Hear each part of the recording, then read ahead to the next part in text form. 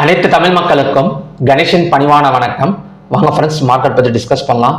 So இன்னைக்கு நினைச்ச மாதிரியே ஒரு கேப் அப் ஓப்பனிங். ஏன்னா மார்னிங்லேயே நம்ம பார்த்துருந்தோம், எம்எஸ்சி குளோபல் இண்டெக்ஸும் ஸ்ட்ராங்காக பாசிட்டிவ்ல இருந்தது. அது மட்டும் இல்லாமல் நிஃப்டி நிக்கி ஸோ இந்த மாதிரி வேர்ல்டு ஸ்டாக் எக்ஸ்சேஞ்ச் எல்லாம் பார்த்தீங்க அப்படின்னா நமக்கு ஒரு பாசிட்டிவ் ஓப்பனிங் கொடுத்துருந்தது. ஸோ அதன் மூலயமா பேங்க் நிஃப்டி எல்லாமே ஒரு gap up opening. So gap up opening அன்எக்ஸ்பெக்டடாக இருந்தனால கண்டிப்பாக நமக்கு அந்த இடத்துல ஒரு ப்ராஃபிட் புக்கிங் நடந்திருக்கு. ஆனால் அன்எக்ஸ்பெக்டடான்னு கேட்டிங்கன்னா கிடையாது, எக்ஸ்பெக்டேஷன் தான். ஏன்னா ஃப்ரைடேலேயே நமக்கு இந்த India US trade deal sign ஆகிற விஷயம் போயிட்டே தான் இருந்தது. ஸோ எக்ஸ்பெக்டட் கேப் அப் தான். ஸோ கேப் அப் விழுந்தவொடனே ப்ராஃபிட் வந்தனால ஸோ ப்ராஃபிட் புக்கிங் நடந்திருக்கு அப்படிங்கிற மாதிரி சொல்லலாம். இந்த ப்ராஃபிட் புக்கிங் கண்டினியூ ஆகுமா?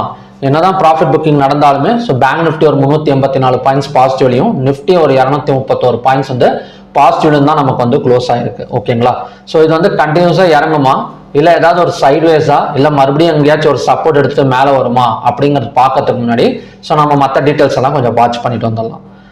இன்னைக்கு நியூஸ் பார்த்தீங்க அப்படின்னா, Israel rejects US Iran deal. ஓகேங்களா? இப்போ இந்த பிரச்சனைக்கு இஸ்ரேல் தான் நடுவில் போராடிட்டு இருக்கு அப்படின்னா உசுப்பேத்திட்டு இருக்கு அப்படிங்கிற மாதிரி சொல்லலாம். இப்போ ஆல்ரெடி இப்போ 3 நாடுகள் போர்ல போயிட்டு இருக்கு. இதுல ட்ரம்ப்பும் இறங்கி வந்துட்டாரு, ஈரானும் இறங்கி வந்துட்டாரு. இவர் இஸ்ரேல் சேர்ந்தவர், அவர் மட்டும் பாத்தீங்க அப்படின்னா ஸோ இந்த டீலுக்கு எனக்கு உடன்பாடு கிடையாது. ஓகேங்களா? ஸோ நீங்க சைன் பண்ணாலும் சரி பண்ணலனாலும் சரி நான் அட்டாக் பண்றது பண்ணிக்கிட்டே தான் இருப்பேன் அப்படிங்கிற மாதிரி இஸ்ரேல் சொல்றாரு. ஏதோ ட்ரம்ப் அட்டாக் பண்றாருன்னா அவர் ஆயில் பிரச்சனைக்கோசரம் அட்டாக் பண்ணாரு, இவர் நடுவில் போயிட்டு கொஞ்சம் சப்போர்ட் பண்ணாரு அப்படிங்கிற மாதிரி சொல்லலாம். இப்போ ட்ரம்ப்பே கொஞ்சம் இறங்கி வந்துட்டாரு, ஈரானும் கொஞ்சம் இறங்கி வந்துட்டாரு. இவர் எதுக்காக இப்போ நடுவில் பஞ்சாயத்து பண்ண போறாருன்னு தெரியல. ஓகே, ஸோ இதன் மூலயமா மறுபடியும் ஒரு ஜியோ பொலிட்டிக்கல் டென்ஷன் ஸ்டார்ட் ஆக போகுது அப்படிங்கிற மாதிரி சொல்லிட்டு இருக்கிறாங்க. பட் யூஎஸ் ஈரானோட சண்டை முடிஞ்சிருச்சு அப்படின்னா கண்டிப்பா இஸ்ரேலும் கொஞ்சம் அடங்கிதான் ஆகணும். ஓகேங்களா? தொடர்ந்து மறுபடியும் அவர் மட்டுமே தாக்கிட்டு இருந்தார் அப்படின்னா அவருக்கு தான் அடி பலமா விழுகிறக்கூடிய ஒரு சந்தர்ப்பம் கிரியேட் ஆகும். ஓகேங்களா?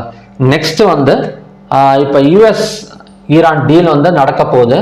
நடக்கிறப்ப ஸ்ட்ரைட் ஆஃப் ஹார்மஸை கம்ப்ளீட்டா ஓப்பன் பண்ண போறோம் அப்படிங்கிற மாதிரி சொல்லியிருக்கிறாங்க.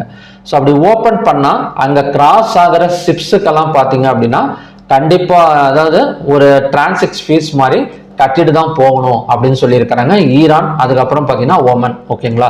ஸோ இந்த பிக்சர் பார்த்தீங்கன்னாலே தெரியும், ஸ்ட்ரெயிட் ஆஃப் ஹார்மஸ்ல இந்த இடத்துல இந்த சைடு ஈரானும் இந்த சைடு பார்த்தீங்கன்னா ஓமன். ஸோ இதை ரெண்டையும் கிராஸ் பண்ணி ஷிப்ஸ் போனது அப்படின்னா கண்டிப்பாக அதுக்கான ஃபீஸை கட்டி தான் ஆகணும் அப்படிங்கிற மாதிரி சொல்றாங்க. ஸோ அப்படி கட்டினா என்ன நடக்கும் அப்படின்னா டிரான்ஸ்போர்ட்டேஷன் சார்ஜஸ் நமக்கு அதிகமாகும். ஓகேங்களா? ஸோ டிரான்ஸ்போர்ட்டேஷன் சார்ஜஸ் அதிகமாகும். அதுக்கப்புறம் பார்த்தீங்கன்னா மேஜர் ஷேர்ஸ் ஆஃப் ஹேண்டில், அதாவது ஷிப்ஸை ஹேண்டில் பண்ற காஸ்ட்டும் பார்த்தீங்க அப்படின்னா அதிகமாகுங்கிறாங்க. ஸோ எப்பவுமே இந்த டிரான்ஸ்போர்ட்டேஷன் சார்ஜ், இந்த வெதரு இதெல்லாம் பார்த்தீங்க அப்படின்னா கண்டிப்பா க்ரூட் ஆயிலுக்கும் நேச்சுரல் கேஸுக்கும் கண்டிப்பா பாதிப்பு கொடுக்கும். இப்போ டிரான்ஸ்போர்ட்டேஷன் சார்ஜ் அதிகமாக இருந்ததுனாலே அந்த இடத்துல ஒரு டிமாண்ட் கிரியேட் ஆகக்கூடிய சான்சஸ் இருக்கு. ஆல்ரெடி இந்த யூஎஸ் ஈரான் டீல் சக்சஸ் அப்படின்னு சொன்னனால நமக்கு க்ரூட் ஆயில் ஒரு $3 $4 பதக்கம் இறங்கி இருக்கு. ஸோ இந்த இடத்துல இந்த மாதிரி ஒரு ஓமன் அண்ட் அது ஈரான் இவங்க ஒரு ஃபீஸை கலெக்ட் பண்ணியே ஆகணும் அப்படிங்கிற ஒரு நியூஸ் வந்திருக்கனால கொஞ்ச நேரத்துக்கு ஒரு டிமாண்டா இருக்கக்கூடிய சான்சஸ் நமக்கு இருக்கு. ஓகேங்களா? ஸோ அது எந்த இடத்துல எவ்வளவு தூரம் நமக்கு அந்த க்ரூட் ஆயில் டிமாண்ட் ஆகும் அப்படிங்கிறத நம்ம சார்ட் மூலியமா பார்க்கலாம். ஓகேங்களா? ஸோ நியூஸ் இதுதான். ஸோ இந்த நியூஸை வச்சு க்ரூட் ஆயில் எப்படி ஆக்ட் ஆக போகுது அப்படிங்கிறத நான் எக்ஸ்பிளைன் பண்றேன். ஸோ அதுக்கு முன்னாடி இப்போ நம்ம பேங்க் நிஃப்டியோட லெவல்ஸ் பார்த்துட்டு வந்துடலாம். இப்போ பேங்க் நிஃப்டி எடுத்துக்கிட்டா நமக்கு ஒரு கேப் அப் ஓப்பனிங், ஸோ அதுக்கப்புறம் ஒரு லோ கிரியேட் ஆயிருக்கு.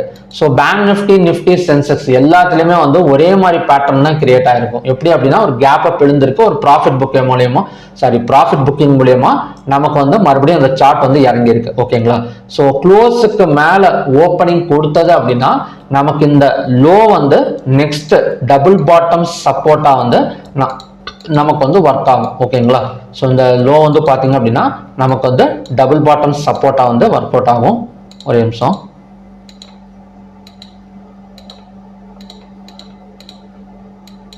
ஓகே, இப்போ இன்னைக்கு லோ என்ன பேங்க் நிஃப்டில 23,819, க்ளோஸ் 23,853க்கு மேல ஒரு ஓப்பனிங் கொடுத்தது அப்படின்னா ஸோ 23,819ங்கிறத டபுள் பாட்டம் சப்போர்ட்டா ஒர்க் அவுட் ஆகிட்டு மறுபடியும் மேலே வரதுக்கு சான்சஸ் இருக்கு.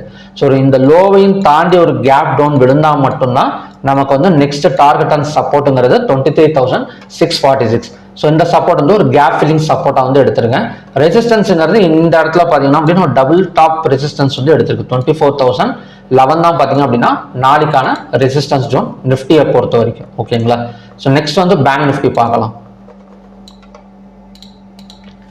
இப்போ பேங்க் நிஃப்டி எடுத்துக்கிட்டாலும் சேம் கண்டிஷன் தான்.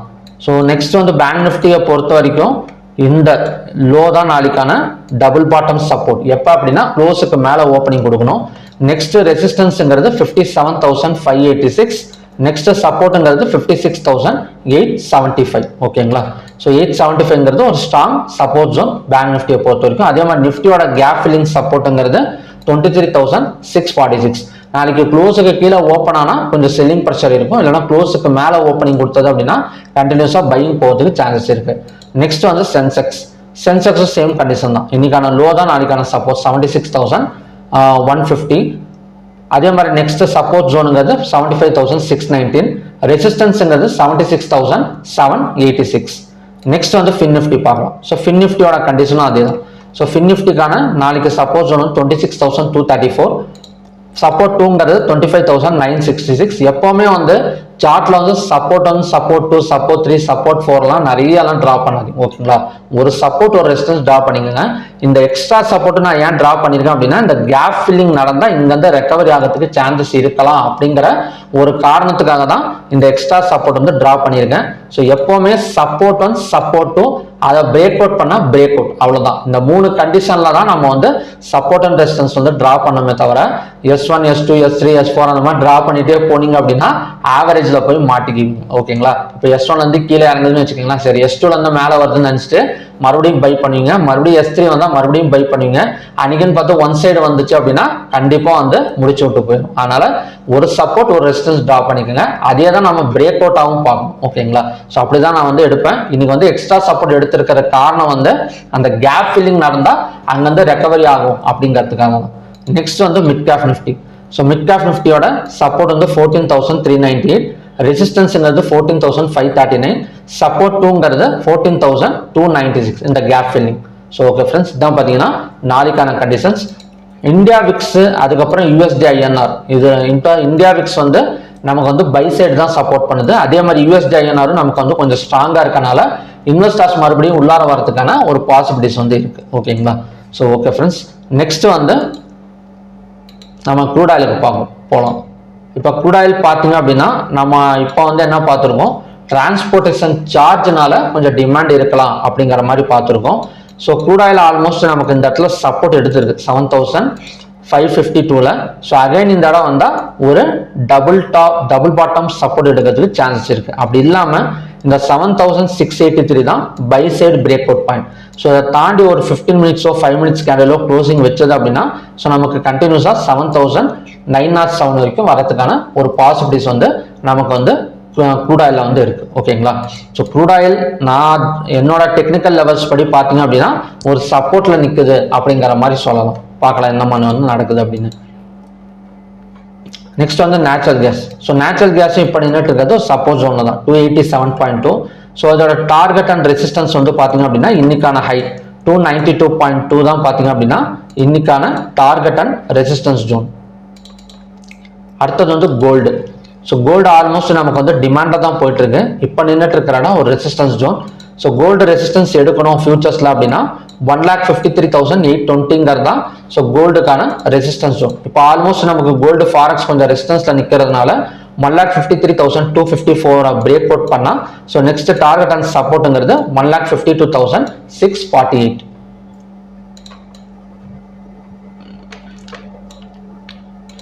Gold and silver. ஸோ சில்வரும் சேம் கண்டிஷன் தான். ஸோ இப்போ நின்றுட்டு இருக்கிற இடம் ஒரு resistance zone. Next target and சப்போர்ட்டுங்கிறது 2,51,457. ஸோ இந்த இடம் வந்தால் மறுபடியும் நமக்கு வந்து சப்போர்ட் எடுக்கிறதுக்கு சான்சஸ் இருக்கு. ஓகேங்களா. ஸோ இது பிரேக் அவுட் ஆகுமா இல்லையாங்கிறது இப்போதைக்கு வந்து அன்பிரிடிக்டபிள் தான்.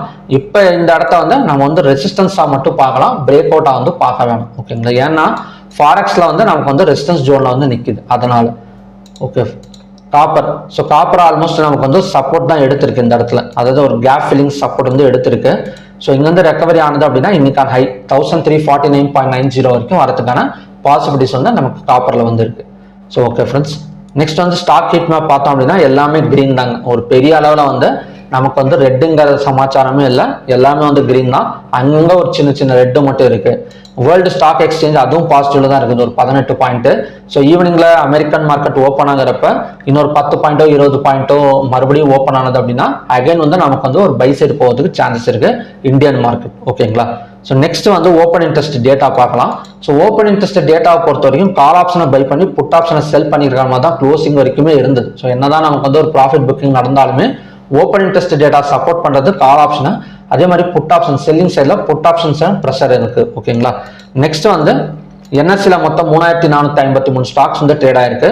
அதில் 2510ங்கிறது அட்வான்ஸு, டிக்ளைன்ஸ் வந்து 831, கிட்டத்தட்ட நெகட்டிவாக கம்பேர் பண்ணுறதை விட நமக்கு வந்து ஒரு 3 மடங்கு அதிகமாக இருக்கு பாசிட்டிவ் சைடில். 52 வீக் ஹைல 123 ஸ்டாக்ஸும் 52 வீக் லோல வந்து பார்த்தீங்க அப்படின்னா 28 ஸ்டாக்ஸும் ட்ரேட் ஆகிட்டு இருக்கு. ஸோ 52 வீக் ஹைல 123 ஸ்டாக்ஸ் இருக்கனால கண்டிப்பாக அகைன் வந்து ஒரு பாசிட்டிவ் போகுது சான்சஸ் இருக்கு. Upper circle 205, lower circle 53. Sector wise closing பார்த்தீங்க அப்படின்னா எல்லாமே நல்லா இருக்குங்க. எல்லாம் எப்பவுமே ஐடி செக்டார் வந்து சொதப்பிடும், பட் ஐடி செக்டாரும் இன்னைக்கு வந்து ஒரு 272 பாயிண்ட்ஸ் பக்கம் பாசிட்டிவ், எதுவுமே வந்து நெகட்டிவ் கிடையாது. ஸோ ப்ராஃபிட் புக்கிங் நடந்தும் கூட எல்லாமே நமக்கு வந்து ஒரு நல்ல பர்சன்டேஜில் தான் க்ளோஸ் ஆயிருக்கு. ஸோ நெக்ஸ்ட் வந்து ஹைவேட்டேஜ் ஸ்டாக்ஸ். ஹைவேட்டேஜ் ஸ்டாக்ஸ்ல ஐசிஐசி பேங்க், சன் ஃபார்மா இது மட்டும் தான் கொஞ்சம் நெகட்டிவா இருக்கே தவிர மற்றபடி எல்லாமே அதுவுமே வந்து நமக்கு வந்து பாசிட்டிவ் தான். டாப் கெய்னர்ஸ் எடுத்துக்கிட்டோம் அப்படின்னா Trent, HDFC Life, Shriram Finance, HR motor, IndiGo இதெல்லாம் பார்த்தீங்கன்னா டாப் கெய்னர்ஸ். டாப் லூசர்ஸ் எடுத்துக்கிட்டோம் அப்படின்னா NTPC, Bajaj auto, ONGC, ICICI bank, Hindalco இதெல்லாம் பார்த்தீங்கன்னா டாப் லூசர்ஸ்க்கான stocks. So NSC and open interest நமக்கு என்ன சொல்லுதுன்னா ஸ்டாக்ஸ் இன்னுமே வந்து கொஞ்சம் பாசிட்டிவ்ல தான் இருக்கு. ஸோ மறுபடியும் ஒரு க்ளோஸுக்கு மேலே ஓப்பனிங் கொடுத்தது அப்படின்னா கண்டிப்பா இன்னைக்கு வந்து ஹையே வரதுக்கான பாசிபிலிட்டிஸ் வந்து நிறைய இருக்கு. நாளைக்கு வந்து நமக்கு எக்ஸ்பைரி இருக்கு, ஒரு கேப் டவுன் விழுகுமா அப்படின்னு கேட்டிங்கன்னா ஸோ பார்க்கலாம். இவ்வளோ தூரம் வரணும், அதாவது மறுபடியும் வந்து ஒரு நிஃப்டி எல்லாம் ஒரு 24,011 வந்தா அந்த இடத்துல மறுபடியும் செல்லிங் ஆகக்கூடிய சான்சஸ் இருக்கு. ஒரு கேப் டவுன் விழுந்தா வேணா ஒரு செல்லிங் ப்ரெஷர் கண்டினியூஸ் ஆகலாமே தவிர ஒரு க்ளோஸுக்கு மேல ஓப்பனிங் வச்சா அகைன் வந்து பை எடுக்க தான் சான்சஸ் இருக்கு. ஓகேங்களா? ஸோ ஓகே ஃப்ரெண்ட்ஸ், இதான் பார்த்தீங்கன்னா நாளைக்கான கண்டிஷன்ஸ்.